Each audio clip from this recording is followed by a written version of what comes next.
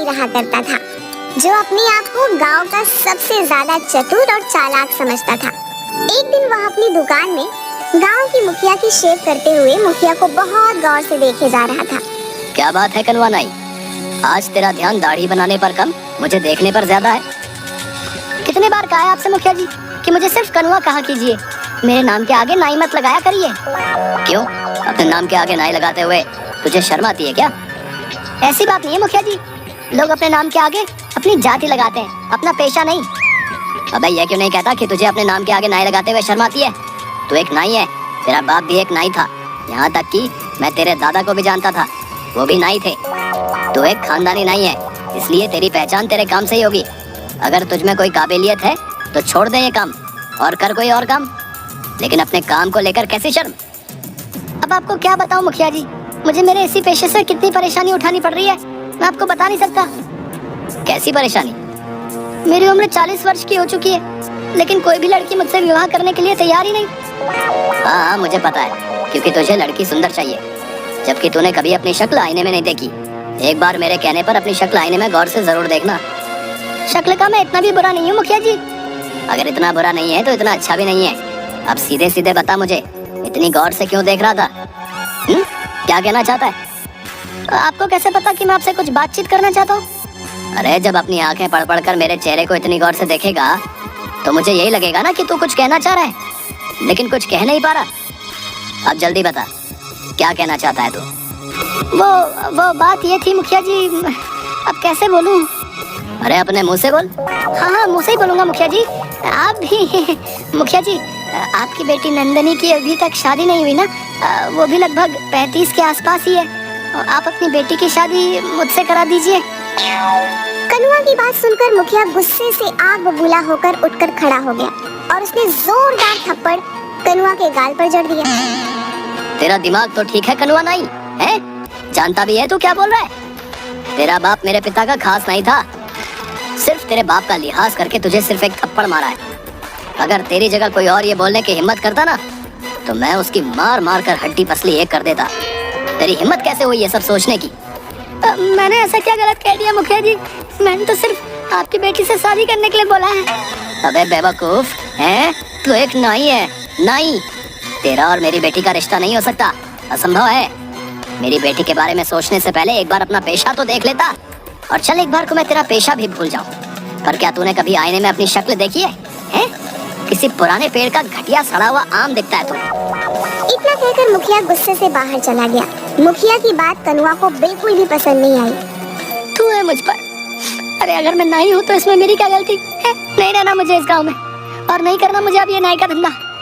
अब तो मैं किसी जमींदार की बेटी से ही विवाह करूंगा, और अब इस गाँव में कुछ बनकर ही लौटूंगा। हाँ। वो दूसरे गाँव की ओर चल दिया। वह जंगल के रास्ते में ही था कि तभी उसके कानों में एक साधु की आवाज टकराई। आगे मत जाना बेटा, आगे एक शेर बैठा हुआ है। तुम्हारा दिमाग तो ठीक है साधु, शेर घने जंगलों में होते हैं। यकीन नहीं आता तो कुछ देर मेरे पास बैठ जा। कनुआ साधु के पास बैठ गया। कुछ ही देर में एक शेर दहाड़ता हुआ आकर उन दोनों को घूरने लगा। कुछ देर बाद जंगल की ओर चला गया। आप तो वाकई बहुत पहुंचे हुए। मैं जानता हूँ कि तू एक नाई है, और नाई का धंधा छोड़कर तू दूसरे धंधे की तलाश में दूसरे गांव जा रहा है, ताकि कुछ बनकर अपने गांव लौटे। आप तो अंतर्यामी भी निकले बाबा, मेरी मदद कीजिए। क्या चाहता है तू? मैं बड़ा आदमी बनना चाहता हूँ। मैं चाहता हूँ कि मेरा विवाह किसी बड़े परिवार की कन्या से हो, लेकिन मेरे काम को देखते हुए कोई भी बड़ा परिवार अपनी बेटी का विवाह मुझसे नहीं करता। इसीलिए मैंने अपना गाँव छोड़ दिया, क्योंकि वहाँ सब मुझे नाई नाई बोलकर ही पुकारते हैं, और इसी वजह से मैं 36 वर्ष तक की उम्र में कुंवारा हूँ। ठीक है, मैं तेरी मदद करने के लिए तैयार हूँ। मैं तुझे एक शक्ति दे सकता हूँ। कैसी शक्ति साधु जी? तू जिस किसी भी व्यक्ति को कुछ देर तक गौर से देखेगा, तो तू उस व्यक्ति का कुछ देर बाद भविष्य देख लेगा। दूसरों के भविष्य देखने से मुझे क्या फायदा होगा? खुद को बहुत चतुर समझता है ना, तो अपनी चतुराई से इस शक्ति का फायदा उठा ले। मगर याद रखना, अगर तू मेरी दी हुई शक्ति का फायदा अपनी चतुराई से उठाने में कामयाब हो जाता है, तो ये कभी मत भूलना कि तेरा अतीत क्या था। क्या मतलब? मतलब कि तू एक नाई था, और हाँ, मेरी दी हुई शक्ति का प्रयोग तू सिर्फ अपने जीवन में 2 बार कर सकता है। इतना कहकर साधु मुस्कुराता हुआ वहाँ से चला गया। कनुआ एक दूसरे गांव में चला गया। वो सुबह से लेकर शाम तक गांव वालों को देखता रहा कि तभी उसकी नजर गांव में बनी एक कोठी पर पड़ी। वो कोठी उस गांव के जमींदार रमेश की थी। रमेश अपनी कोठी के बाहर एक शहरी व्यक्ति से अपनी एक जमीन का सौदा कर रहा था। कनुआ उस जमींदार को गौर से देखने लगा। गौर से देखने के बाद कनुआ की आंखों में चमक आ गई। वह दौड़ता हुआ जमींदार के पास चला गया। इस सौदे को रोक दीजिए जमींदार साहब, ये सौदा आपके लिए सही नहीं है। कौन हो तुम और ये कैसी बातें कर रहे हो तुम? कहीं तुम पागल तो नहीं हो गए? तुम जानते भी हो कि ये सौदा करोड़ों का है। मेरा नाम कनुआ है। मैं कुछ दिन पहले ही विदेश से हिंदुस्तान आया था, मगर ट्रेन में मेरा किसी ने पासपोर्ट, मेरे सारे पैसे सब चुरा लिए। तब से मैं ऐसे ही उस चोर को पकड़ने के लिए भटक रहा हूँ। देखिए, मैं भी एक बहुत बड़ा बिजनेसमैन रहा हूँ और मेरी नजर ये बता रही है कि आपके सामने ये जो व्यक्ति बैठा हुआ है ये धोखेबाज है। तू तो ये कहना चाहता है कि तू विदेश से पढ़कर आया है तो तू ज्यादा चालाक है और मैं गांव का हूँ तो मुझे कोई अकल नहीं है, तभी रमेश की पत्नी अनीता अपने पति से बोली, अरे एक बार फोन करके पता करने में क्या हर्ज हो सकता है कि इसका अंदाजा सही हो। सोचिए, अगर इसकी बात कुछ प्रतिशत भी सही निकली तो आप तो सड़क पर आ जाएंगे। तुरंत फोन लगाकर किसी से बात करने लगा। अचानक रमेश के चेहरे पर गुस्सा झलकने लगा और जो व्यक्ति रमेश के सामने बैठा हुआ था वो वहाँ से भागने लगा। पकड़ो इसे, ये फ्रॉड है। कनुआ ने उस व्यक्ति को तुरंत पकड़ लिया।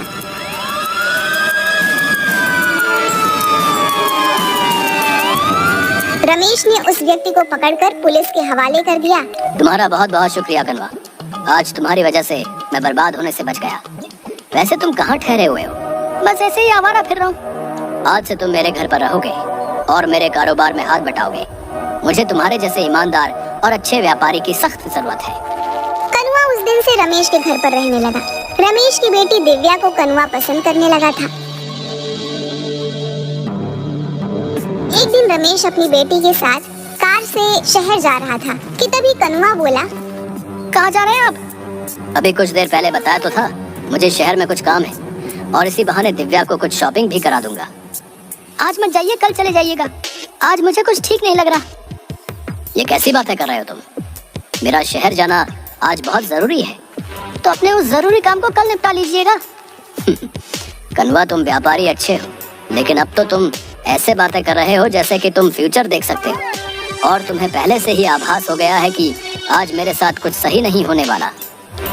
वो जानता था कि कुछ देर बाद रमेश का एक्सीडेंट हो जाएगा। रमेश की पत्नी अनीता रमेश से बोली, आप कनुआ की बात मान क्यों नहीं लेते? अपने जरूरी काम को कल कर लीजिएगा। नहीं अनीता, मेरा आज जाना बहुत जरूरी है। ठीक है, अगर आपको कनुआ की बात नहीं माननी तो आपकी मर्जी, लेकिन मैं दिव्या को आज आपके साथ नहीं जाने दूंगी। ठीक है, जैसी तुम्हारी मर्जी। रमेश चला गया, मगर कुछ ही देर बाद रमेश की एक रोड एक्सीडेंट में मौत हो गई। दिव्या और अनीता इस दुनिया में अब अकेली रह गई थी। इतने बड़े कारोबार को संभालने वाला कोई नहीं था। कुछ दिनों बाद अनीता कनुआ से बोली, मेरे पति के जाने के बाद अब इतने बड़े कारोबार को कौन संभालेगा? मैंने और मेरे पति ने सोचा था कि सारा का सारा कारोबार दिव्या के पति के हवाले कर देंगे और हम दोनों तीर्थ पर चले जाएंगे, लेकिन वो ये दिन देख न सके। मैं चाहती हूँ कि मेरी बेटी का विवाह तुमसे हो जाए। क्या तुम मेरी बेटी से विवाह करोगे? कनुआ यही तो चाहता था कि उसने तुरंत हामी भर दी और दूसरे दिन दिव्या और कनुआ का विवाह धूमधाम से हो गया। कनुआ रातों रात करोड़पति बन गया, लेकिन गांव वालों से मिले मान सम्मान की वजह से वो खुद को राजा समझने लगा। एक रोज रात के वक्त कनुआ अपनी पत्नी से बोला, देखो, तुम मेरी पत्नी हो तो ये तुम्हारे लिए बहुत बड़ी खुशनसीबी की बात है। तुम्हें मेरी सेवा करनी चाहिए। मैं तो आपकी सेवा ही करती हूँ। देखो, मैंने ही एक बार तुम्हारे पापा को बर्बाद होने से बचाया था। अगर मैं ऐसा नहीं करता तो वो उसी दिन सड़क पर आ जाते। अच्छा, मेरे पैरों में बहुत ज्यादा दर्द है, मेरे पैर दबा दो। कनुआ की बात सुनकर उसकी पत्नी उसके पैर दबाने लगी। कनुआ लगातार कई घंटों तक अपनी पत्नी से पैर दबाता रहा। थकान से जैसे ही उसकी पत्नी की आंख झपकी, कनुआ तुरंत बोला, जब तक मैं ना कहूँ तब तक तुम्हें रुकना नहीं है। हाँ, इसके बाद तुम्हें मेरा सर भी दबाना है। कनुआ अपनी पत्नी से रोज रात भर पैर दबाता। एक रोज दिव्या परेशान होकर अपनी माँ से बोली, इन्होंने तो मेरा जीना हराम कर रखा है। रोज रात भर ये मुझसे कभी पैर कभी सर दबाते हैं, मैं सो नहीं पाती। बेटी लेकिन तू चिंता मत कर, मैंने सुना है कि यहाँ एक बहुत पहुँचे हुए साधु आए हैं जो सबकी मुसीबतें दूर कर रहे हैं। कल मैं तुझे चुपके से उन्हीं के पास ले चलूंगी। अगले दिन दिव्या की माँ अपनी बेटी को उन्हीं पहुँचे हुए साधु के पास ले गई। क्या हुआ बेटी? मेरे पति मुझसे प्यार नहीं करते, मुझसे गुलामों की तरह व्यवहार करते हैं। तुम्हारा पति क्या करता है? दिव्या ने सारी बात साधु को बता दी। जाओ कल किसी बहाने से अपने पति को मेरे पास भेज देना। क्या वो सुधर जाएंगे?